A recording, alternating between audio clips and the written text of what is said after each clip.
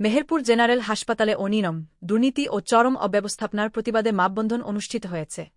বৃহস্পতিবার সকালে মেহেরপুর জেনারেল হাসপাতালের সামনে এলাকাবাসী ও বৈষম্য বিরোধী ছাত্র আন্দোলন ও সর্বস্তরের জনতার ব্যানারে এই মানববন্ধন অনুষ্ঠিত হয়েছে। মানববন্ধনে বক্তারা হাসপাতালের তত্ত্বাবধায়কের অপসারণ, পূর্ণাঙ্গ কার্যক্রম চালুর পাশাপাশি বিশেষজ্ঞ চিকিৎসক ও প্রয়োজনীয় জনবল দ্রুত নিয়োগের দাবি জানান।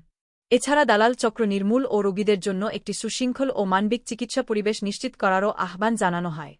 মানববন্ধনে অংশ নেওয়া স্থানীয় এক বক্তা বলেন, এটা আমাদের জেলা সদর হাসপাতাল, অথচ এখানে চিকিৎসা পাওয়া যেন ভাগ্যের ব্যাপার। তত্ত্বাবধায়ক দায়িত্ব পালনের বদলে নিজের সুবিধা নিয়েই ব্যস্ত, হাসপাতালে আসেন না। আবার নির্ধারিত সময়ের আগেই হাসপাতাল থেকে চলে যান। হাসপাতালে আসা রোগীদের অপ্রয়োজনীয় পরীক্ষা করানো হয়। পরীক্ষার জন্য তাদের বেসরকারি ক্লিনিকে পাঠানো হচ্ছে। হাসপাতালের আল্ট্রাসোনোগ্রাম, এক্স-রে সহ বিভিন্ন পরীক্ষার সময় নির্ধারিত না থাকায় ভোগান্তিতে পড়ছেন রোগীরা। এই জন্য রোগীদের দীর্ঘক্ষণ অপেক্ষা করতে হচ্ছে। এছাড়া হাসপাতালের ওয়ার্ডে চিকিৎসকদের নিয়মিত রাউন্ড না দেওয়া, দালালদের উৎপাত, শিশু ওয়ার্ডে দক্ষ নার্স না থাকা, প্রসূতি ওয়ার্ডে বকশিশ গ্রহণের অভিযোগ তোলা হয়।